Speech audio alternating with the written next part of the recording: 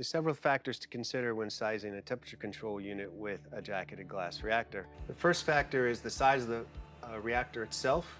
And it's important to know the volume of the solvent or what solvents are going to be used in the process. Ancillary to that is the jacket volume of that size reactor, because then that is an extra bath fluid volume that we need to know about so that then we can calculate the time to temperature requirements given on what the customer's time to temperature requirement might be and their operating temperature. So we take those factors into consideration, run some calculations so that the temperature control unit and reactor meet what they need to do in their unit operations in the laboratory. Usually we'll factor in a capacity safety factor to account for any heat losses in tubing, or if they don't have the reactor jacket blanketed, for example.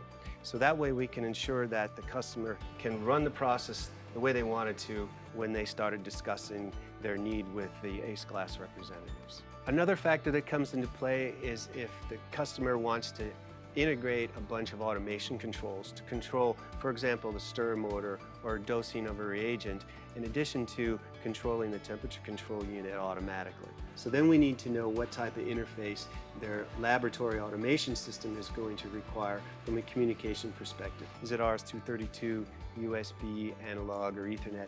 And that will also guide us into our recommendation for the temperature control unit for that process.